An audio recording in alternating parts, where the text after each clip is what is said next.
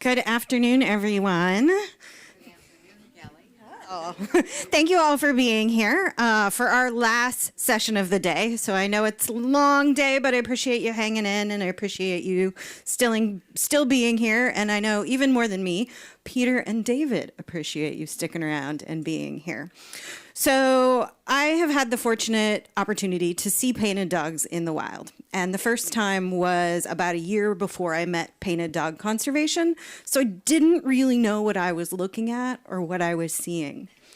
I came back, I came to Expo, I heard Peter's presentation, and I went, oh, now they are one of my absolute favorite animals. And I just think their social structures are incredible. And I think these gentlemen to my right over here are doing incredible things to protect them. PDC's work within the community is unparalleled. Their education programs are one of the ones I point people to when they say, what are conservationists doing for kids? So check out PDC's Bush Camp.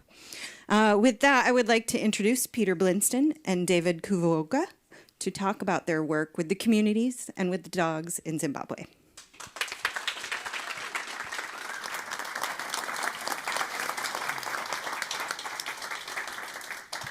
Is it just me? Is it cold in here? All right. I've been cold all week.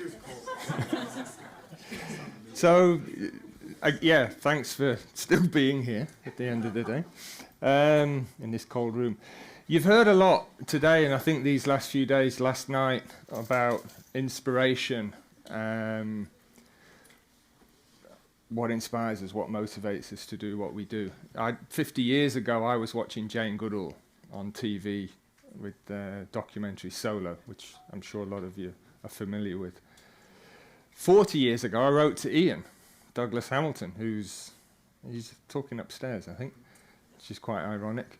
Wrote him a letter, just inspired by the work he was doing, watching him on Nat Geo and all those documentaries on TV. And he wrote back, and I've still got the letter.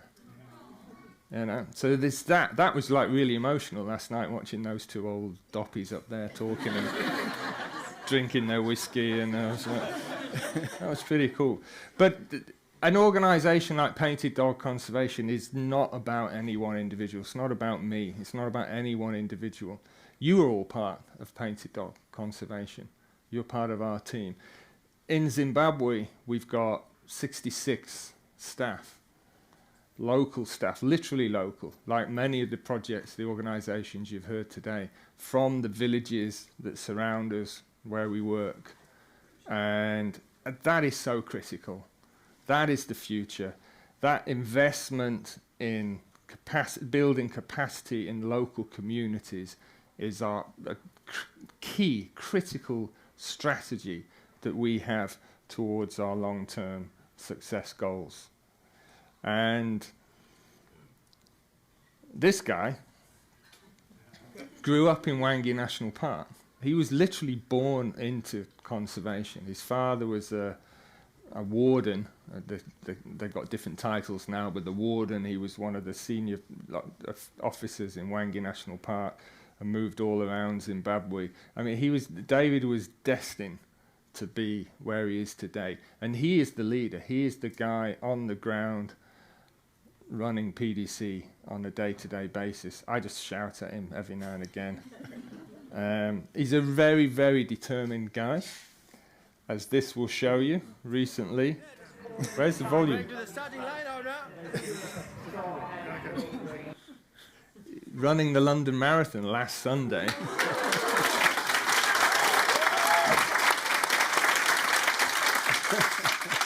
And as you can see, he's not like an Ethiopian long-distance marathon runner, but it's an indication of the strength and determination of the character. And I'll hand over to David now to tell you about the work that we're doing in Zimbabwe with your support. There you go, man.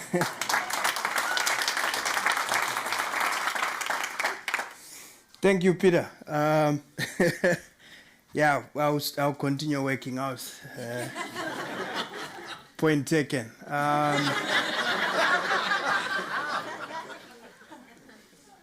Yeah, indeed. Just, we're celebrating 20 years for WCN. I also like to highlight right now that this year it's been 25 years since Peter has been with PDC and Panda Dogs, and we've been learning a lot from him, and has been indeed a great visionary leader. So I thank you, Peter. Talking of marathons, if there is an animal, I chose to be in the London Marathon, but Painted Dogs have not chosen to be in the race of extinction that they are in. As we speak, there is less than 7,000 Painted Dogs left in the world. And Painted Dog Conservation's vision is to make sure that we create that conducive environment where the painted dogs can thrive. And in that, our mission is to make sure that we increase the numbers and range of painted dogs. But some will ask, where are we where we do this stuff? We are situated in Hwange National Park in Zimbabwe, as you can see there, and our work is also up in Manapus. When you come to Zimbabwe, you find me in Hwange there. That's where we are headquartered, and also that's where I stay with my family. Now, this animal, the painted dog, is a beautiful animal.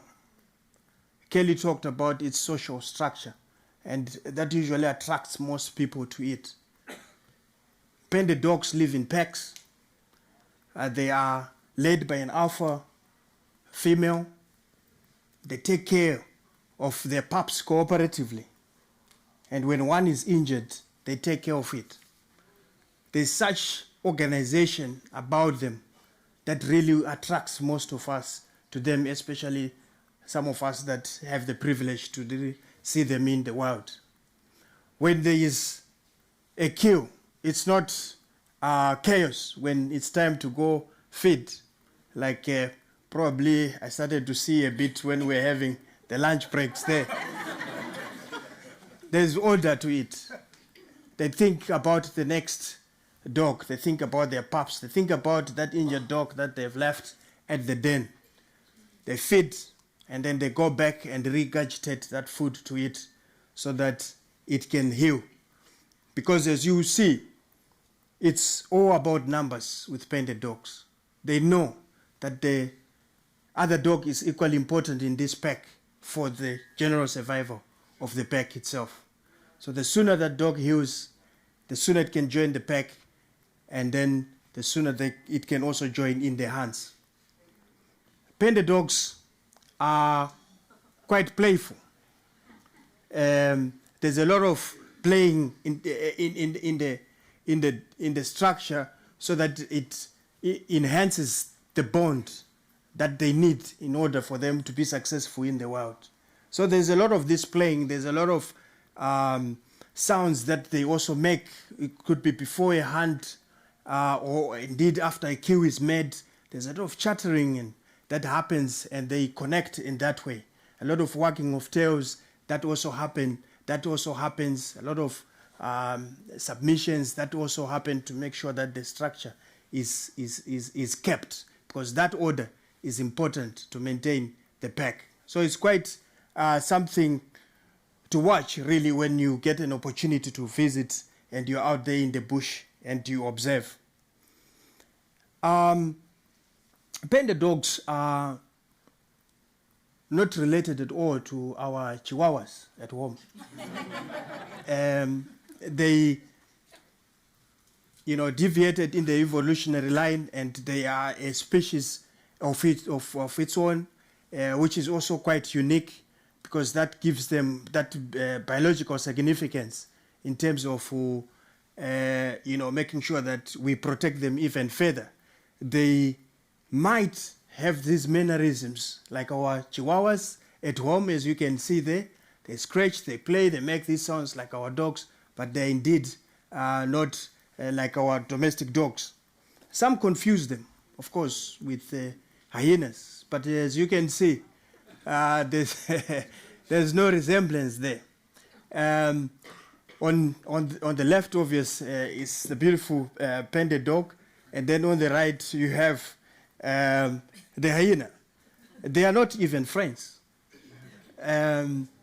You know, when hyenas actually do what is called kleptoparasitism, they follow panda dogs. When they have the cues, they try to get the food away from the dogs. But like I said, numbers are everything to dogs. So they know if the pack is huge, they are able to defend their cues from hyenas, as you can see there. There's also a myth that is associated with dogs, that they are wanton killers. They will kill on sight. They will kill everything. But as you can see there, for sure, they are really interested in those impalas in the far end, are they? No. So they will only take what they need from as far as hunting is concerned. So that myth is wrong. But this beautiful animal, why are we here? We know panda dogs are endangered. We're here because the numbers dwindled in the last 100 years. Their range was almost across all Africa, except, of course, in the DRC and most of Northern Africa. But they went most in Southern Africa, East Africa, and a lot of countries in the middle there. But now in 2022, if you look at the ranges, they've disappeared in most of the areas. Through a lot of research, we have come to understand what these threats have been through our teams. Some of you would know that face. So, roadkills and loss of quality habitat really has been, again, one of those big threats to panda dogs that caused this decline. There was also a historical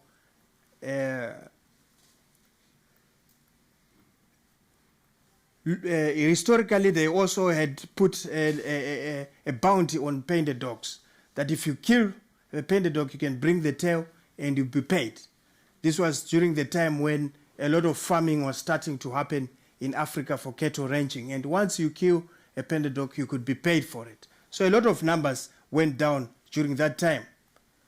There's also rabies and canine distemper. This has been talked about during the day as well.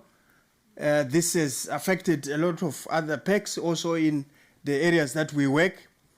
But the huge threat has been snares, wire traps. We have collected over 50,000 of these traps since inception. And on average, each trap is about 2 meters.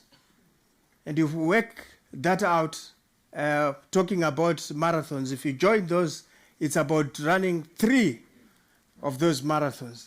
And those are the number of traps that we have removed in terms of the length.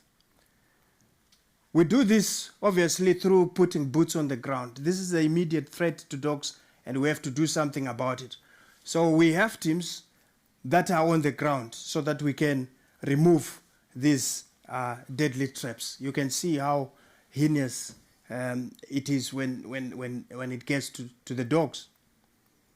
The boots on the ground are the only way that we can protect immediately panda dogs, to make sure that we remove the threat immediately. We have been joined by communities in doing this work, which is important, because again, for long-term sustenance, we need to have these communities as part of the solution. So we have over 250 community anti-poaching units that are around the areas that we work, that join us, and we go on patrol and we continue to remove these traps. Our interventions also include treating the injured dogs on the ground. We treat them in situ, in where they have been injured and release them if it's not necessary that we bring them to our rehabilitation facilities.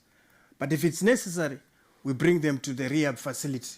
And to date, we have rehabilitated over 85 painted dogs through the facility that we have released into the wild. The importance of this intervention is such that I'll tell you, we took in a dog, Vusile, and we took care of her. She was a bit more nourished, and we released back into the wild. And we can track 137 dogs from that intervention and descendants of Vusile.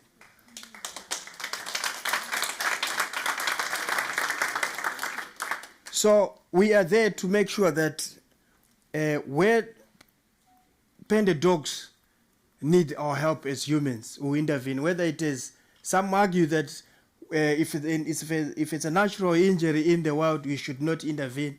But we go in and we intervene wherever it's necessary. Because as humans, we have put our hand in this disaster already. So it is upon us that we fix what we started. But our work is not just protecting painted dogs. The snares we remove are a danger to many other species. As you can see there, that's a guinea fowl, which is caught in a trap.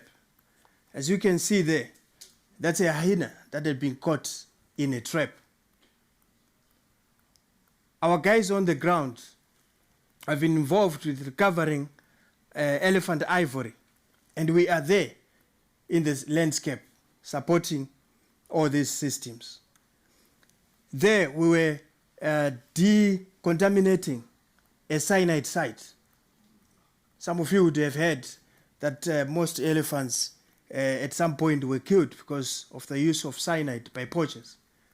Our teams, they are there in the field, we are removing snares, we are protecting ground, but we come across this, we don't turn a blind eye to it. We involve the necessary authorities and they come and they help. So our impact on the ground is extended because we are there on the ground. Oh, was that those?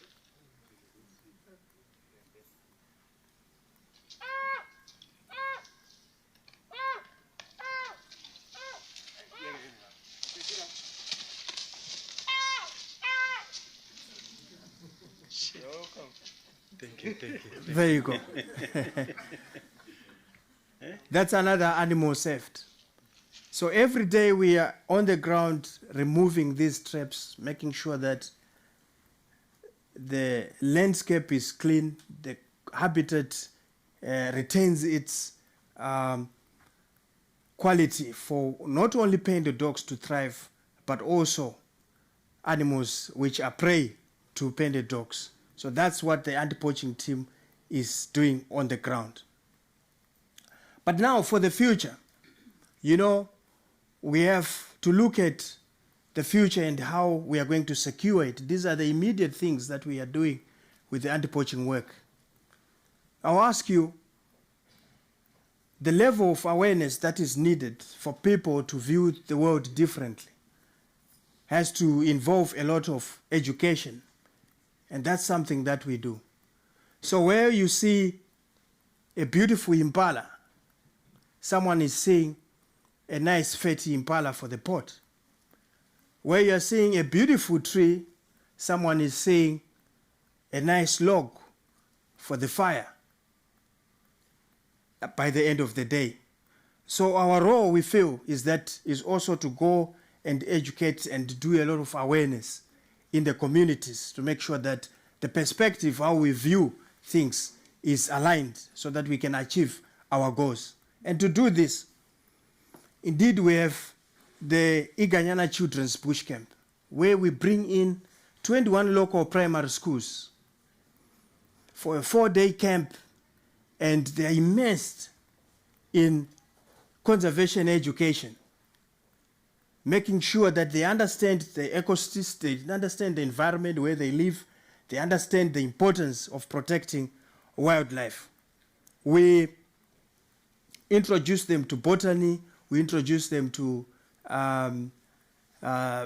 zoology and understanding the ecosystem as it should function and how they can be involved in the future. They also have time to be just kids and play. And at the end of the day, this is really a great time that they have at our camp. They have an opportunity, indeed, to go into the park and experience wildlife in a positive manner. You must understand that most of the time, these kids have experienced an interaction with wildlife before they come to the camp. Has been a negative experience. The lions have gone into their crow and eaten their cow. The elephants have gone into their fields and eaten the few crops that they have. So this is what's in their mind. And at this stage, when they come to camp and we take them into the park, they get to experience this positively with wildlife. And this gets to really change the way that they view the world. Now, what has happened to some of the kids that come to our camp? We have Munashe there. He came to camp and is now enrolled in university and is now focusing on doing rangeland management. He has gone into conservation. We have Survivor, who is now a radio personality, came to the bush camp and he has got Nature is Life as one of the programs that he does on radio. So this is something that they picked when they came to the bush camp and they've carried with them to date. We also have this generational cycle that we have experienced where the kids that came to our bush camp when it started, they now have their own children that they've started now to also come to the bush camp. So we now have in a community a mother and a daughter or a son that have both been to the bush camp. Thus, we are creating this natural buffer of protection in the communities of people that understand the work that we do. A community that will have environmental conscious citizens that can make better decisions about conservation. Now, issues of conservation are too huge. Even the protection of painted dogs is too huge for individuals or one organization to do. We understand that partnerships and collaborations are important.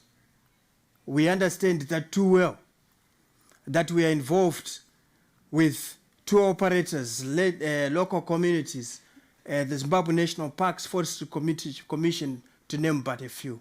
These are organizations that really come in and together we are able to attain that vision that we want. But you can see at the top there, you are part of that network, you are part of that partnership and collaboration. Because without funding, without the finance and the support, the emotional that you give us, it will be difficult really for us to be out there and to do what we do day in and day out. But at local level, the community is one of our biggest partners. The local leadership, traditional leaders. This is our local traditional leader, Chief Nelikova, an advocate for painted dogs. These are the people that will make sure that the future is secured. These are the people that will make sure that the work that we do does not end because communities will be involved and they are part of the conservation program. We have local authorities that are part of this partnership. They're equally important and they also come on board. We do have our national parks colleagues that also are part of our awareness and campaigns that we do, and they help us greatly making sure that whatever we do they are also there, and then we are moving in one direction instead of one pulling one way and the other pulling the other way. We are involved in these communities. We engage them. We are there. We want to understand what their concerns are. We want to understand where they want to take this organization to. How can it benefit them? How can it help to create that conducive environment where painted dogs can thrive? And to date, we believe that through 18 years of being a partner with WCN and over 20 years of the organization being there, we've managed to create that environment where painted dogs can thrive due to the interventions of our anti-poaching work, due to our education and awareness programs, and the involvement of many partners, communities, funders, and indeed the authorities, National Parks and Forestry Commission. The biggest partner, which is WCN, has really been helpful in making sure that we improve our own capacity as an organization. They've helped us to link ourselves and you so that we can drive this organization forward. And on their 20 years anniversary, we would also like, as Painted Dog Conservation, to say congratulations. We thank you for all the support, and that is much appreciated. I thank you.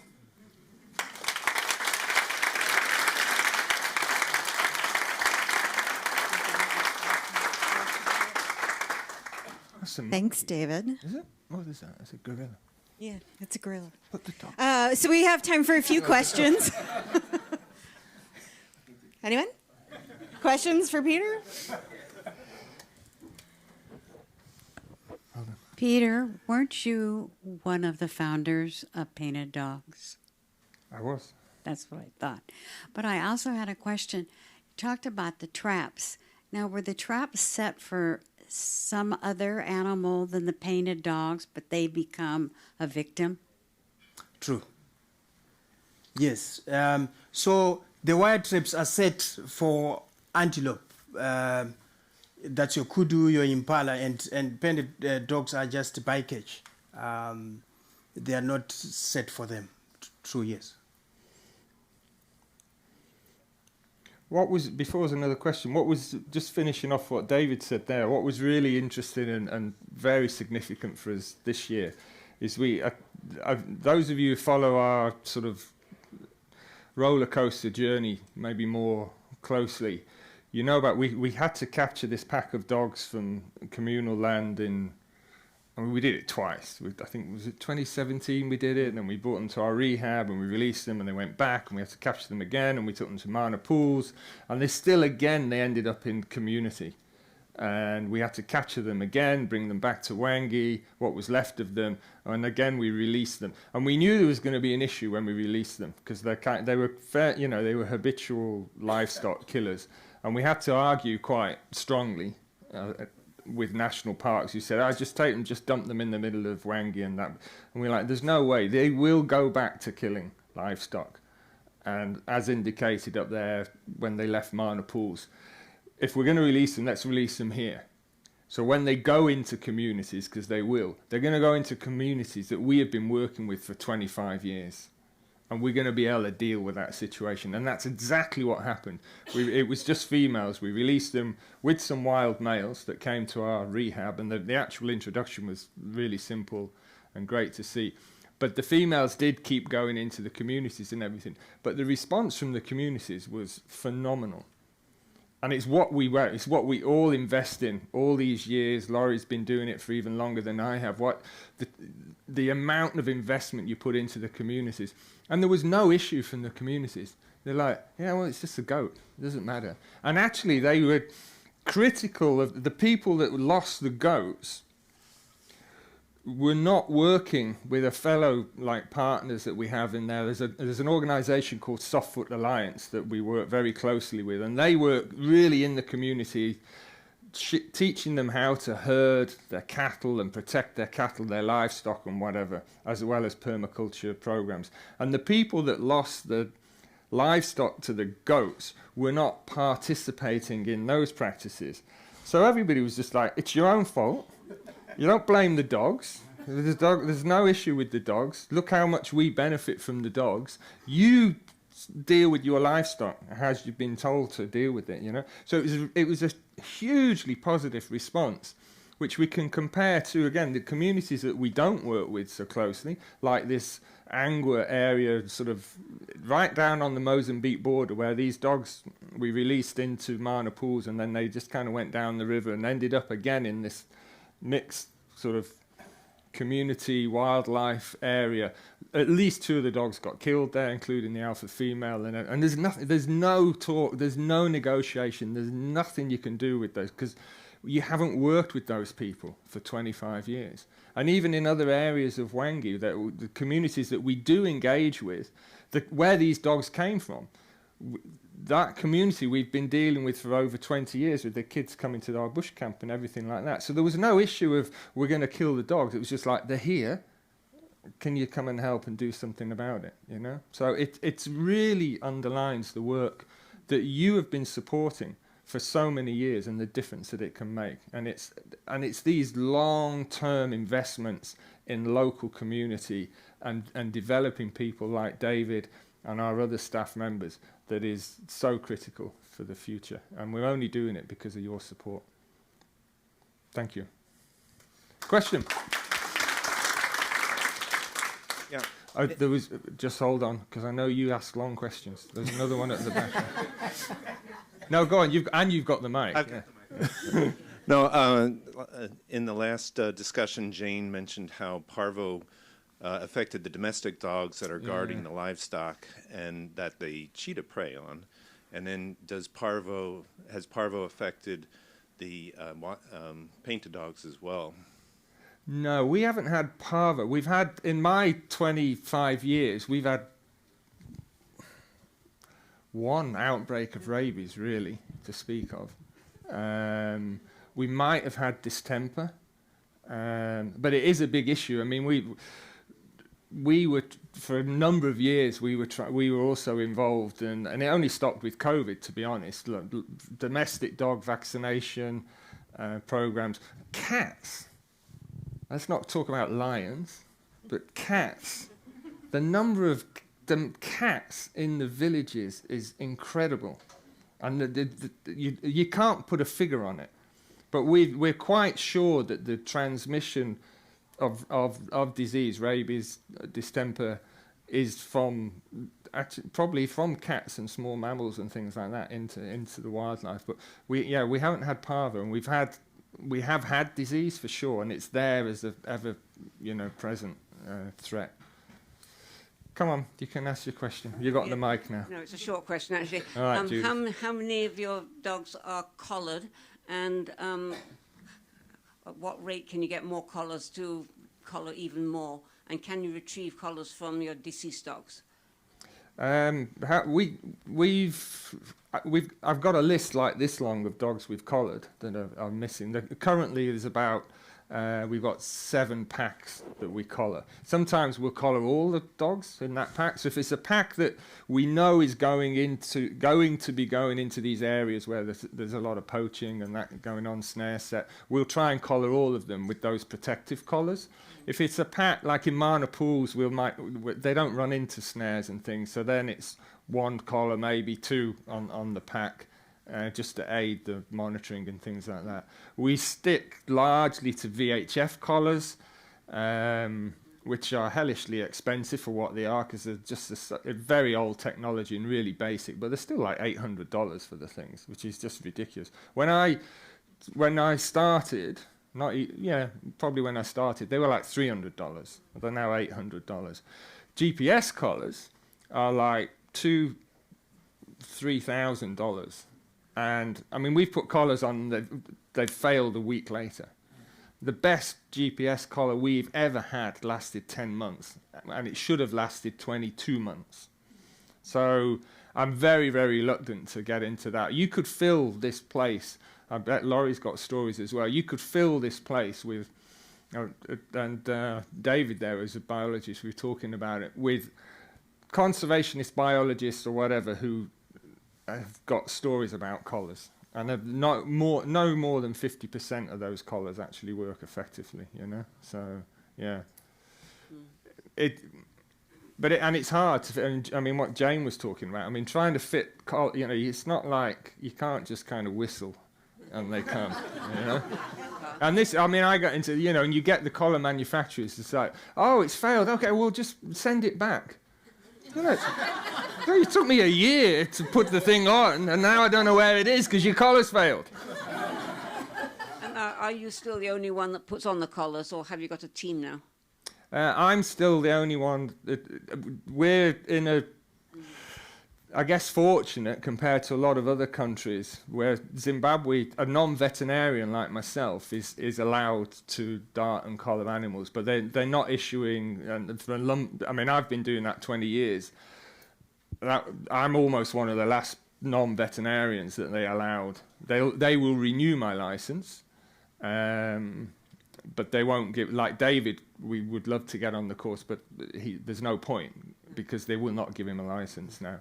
And they're tightening down on that. But there's a vet there. There's a wildlife vet now in national parks at Main Camp that we work closely with, and actually my friend and neighbour there at Softfoot Alliance, he's also got a license like myself. So there's 2 or 3 of us around there, but it's not easy. It's a very opportunistic. We can't trap dogs. Yeah, I don't know.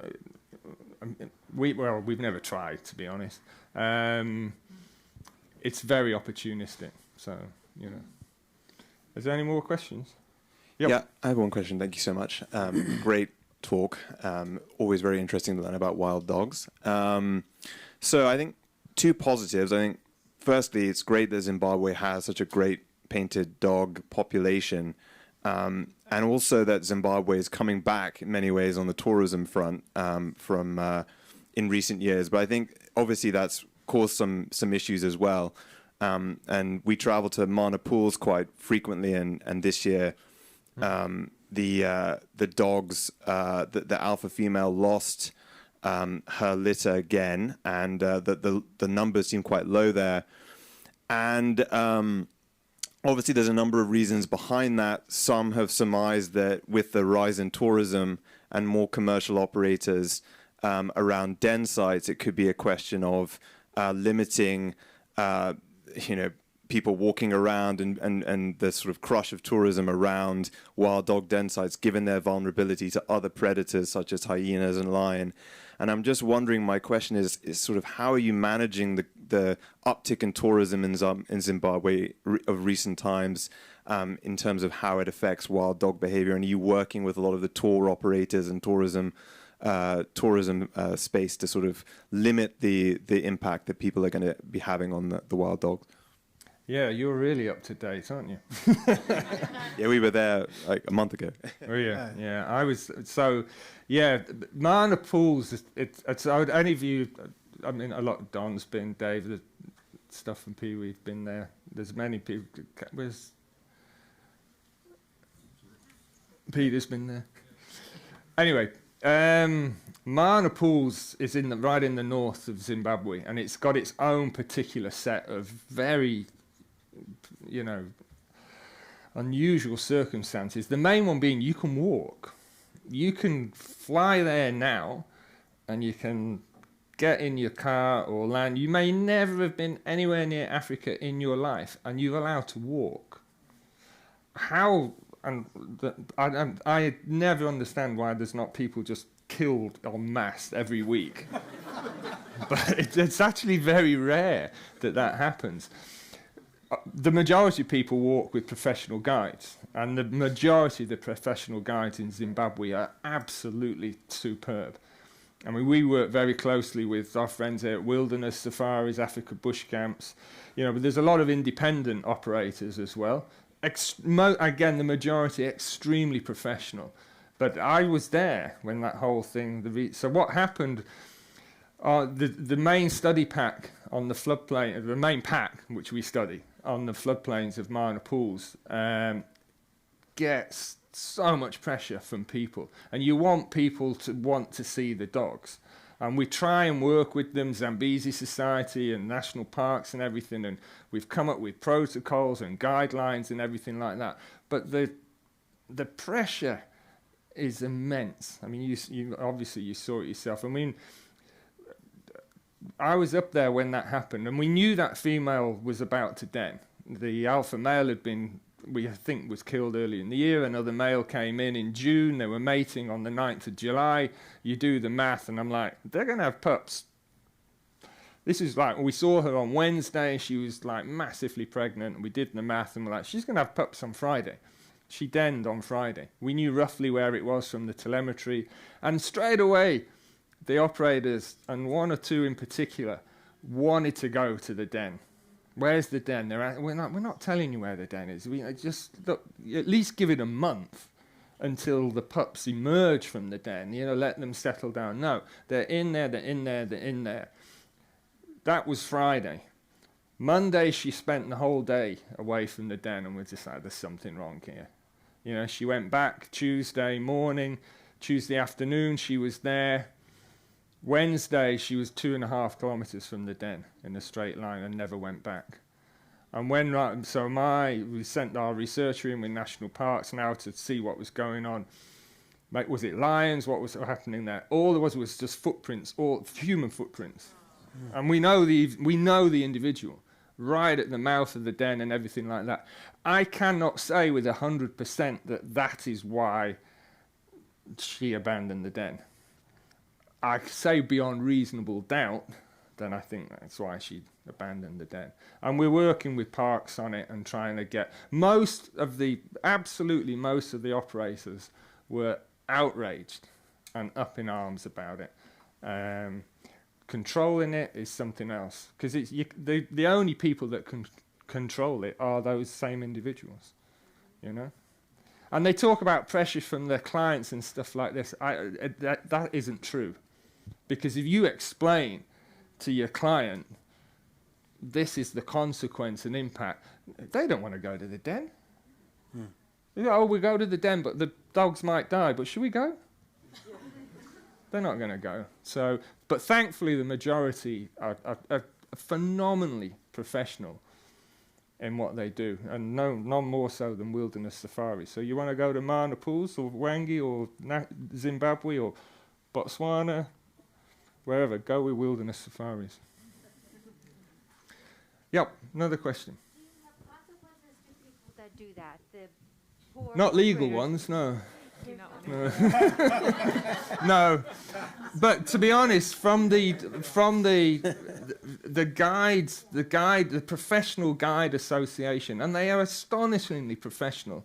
I mean, I've not worked in Botswana or Namibia, but I can only speak for Zimbabwe how good the guides are.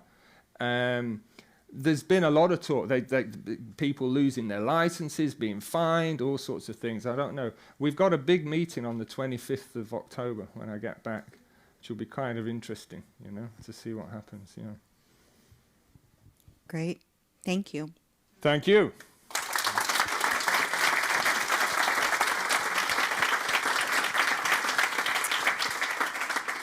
So that brings us to the end of Fall 2022 In-Person Expo. Well done, gentlemen. Way to bring it home. I just want to say a quick thanks to everybody for joining us this year. This is a completely new ballgame for all of us, moving from Mission Bay to here, changing up our invitee lists. So we want to know what you think. It's because of you that we do this, and it's for you that we do this, so it's important we do it well. You'll be getting a survey sometime in the next day or so, and love for you to fill that out and turn it back. If you just want to call me and give me your feedback, love to hear from you, or shoot me an email. I think most of you have my email. If not, I'm around. So we'd love to hear from you. Please let us know your thoughts. Let us know how today went. Let us know what you'd like to see in the future. Again, I just want to thank you all for being here. It's because of you that WCN's been around for 20 years and that WCN will continue to be around in the next 20 years and that we'll be able to support phenomenal conservationists like Cheetah Conservation Botswana, Cheetah Conservation Fund, Who else am I? Painted dog conservation, all the conservation things. And that we'll be able to do that. And then last but not least, if you're sticking around town and you're not sure what to do tonight, I heard a couple people are going to grab a drink at Perry's about 2 doors down if that's of interest. No host, nothing formal, but just want you to know that there's always an option. Thank you again, everyone, and we'll see you mingling around.